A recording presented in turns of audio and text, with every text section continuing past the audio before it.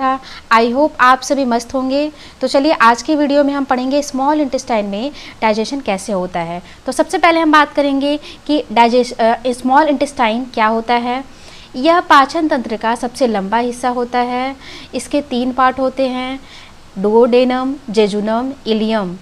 Duodenum में क्या होता है, इसमें लीवर और पैनक्रियाटिक जूस दोनों जूस सिक्रेट होते हैं, बाइल जूस और pancreatic juice. Bile juice secrete होता है लीवर से, पैनक्रियाटिक जूस सिक्रेट होता है पैनक्रियास से। ये दोनों जूस क्या होते हैं, डुओडेनम में जाके डाइजेशन में रोल प्ले करते हैं। आमाशय में बना काइम पाइरोलस कपाट के द्वारा ग्रहणी में आता है। यहाँ पर भोजन पहले पित्त से तथा बाद में अग्नाशयी रस से मिलता है। अब हम देखेंगे पित्त रस। पित्त रस का श्रावण रासायनिक उद्दीपकों के द्वारा होता है। इन रासायनिक यौगिकों को कोलैगो कहा जाता है। पित्त रस का हल्का हरे तथा पीले रंग का क्षारीय पदार्थ होता है। पित्त रस का हरा रंग इसमें उपस्थित बिलीवार्डिन नामक वर्णक के कारण होता है, जबकि पीला रंग बिलीरुबिन वर्णक की उपस्थिति के कारण होता है।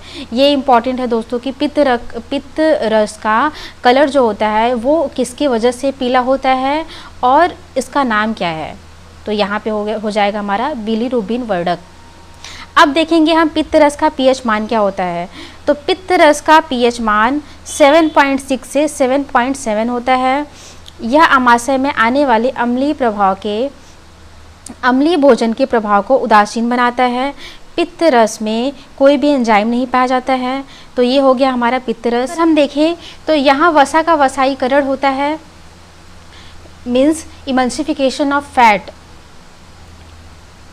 अब पित्त रस जो होता है इसमें कार्बनिक पदार्थ भी होते हैं, अकार्बनिक पदार्थ भी होते हैं। कार्बनिक पदार्थ में आते हैं पित्त लवण और पित्तवर्धक।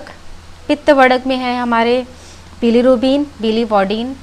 अकार्बनिक पदार्थ में होते हैं सोडियम कार्बोनेट, सोडियम ग्लाइकोलेट। अब देखेंगे इन सब का फंक्शन क्या होता है हमारे स्मॉल इंटेस्टाइन में। तो पित्त लवण वसा तथा वसा के घुलनशील विटामिन के पाचन में भाग लेता है। पित्त रस का क्षारीय गुण इसमें पाए जाने वाले अकार्बनिक पदार्थ के कारण होता है। मतलब पित्त रस का जो भी क्षारीय गुण होता है वो किसकी वजह से होता है, इसमें जो भी अकार्बनिक पदार्थ पाए जाते हैं जैसे sodium carbonate, sodium glycolate. Okay, तो पित्त रस में उपस्थित वर्णक हीमोग्लोबिन के विघटन से बनता है। ये हमारा हो गया पित्त रस। अब हम देखेंगे नेक्स्ट पैनक्रियाज। पैनक्रियाज में जो जूस सिक्रेट होता है उसको बोलते हैं अग्नाशयी रस और इसके मुख्य 4 प्रकार के पाचन एंजाइम पाए जाते हैं। पहला ट्रिप्सिन तथा काइमोट्रिप्सिन। ये एंजाइम काइम में मौजूद शेष प्रोटीन तथा पेंटोज को विलेय एमिनो अम्ल में परिवर्तित कर देते हैं। दूसरा है हमारा एमिलोप्सिन या अग्नाशयी एमाइलेज। इसका काम है यह मंड को मल्टोज शर्करा में बदल देता है। तीसरा है हमारा स्टीएप्सिन या अग्नाशयी लाइपेज।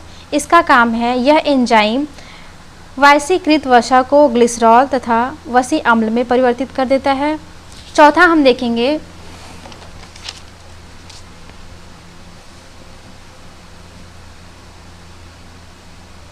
तो चौथा है हमारा कार्बोक्सी पेप्टेज।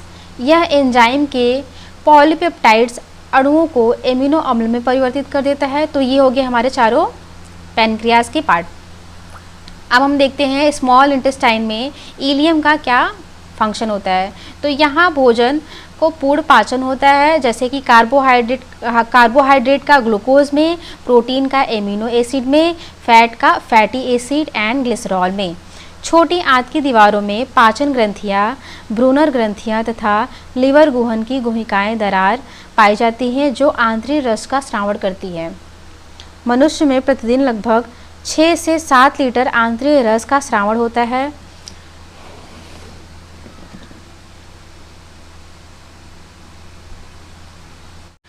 आंतरिक रस में विद्यमान एंजाइम एंटेरोकाइनेज। इसका काम है यह अग्नाशयी रस में विद्यमान ट्रिप्सिन एंजाइम को सक्रिय बनाता है।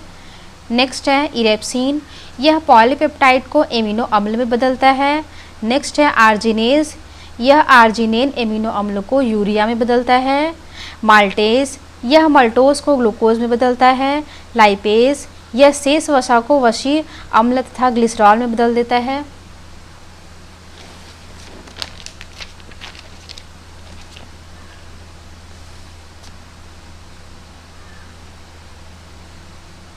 अल्फा कोशिका में हार्मोन ग्लूकागॉन, इसका कार्य यह हार्मोन हमारे रक्त में ग्लूकोज यानी शर्करा के स्तर को बढ़ाता है।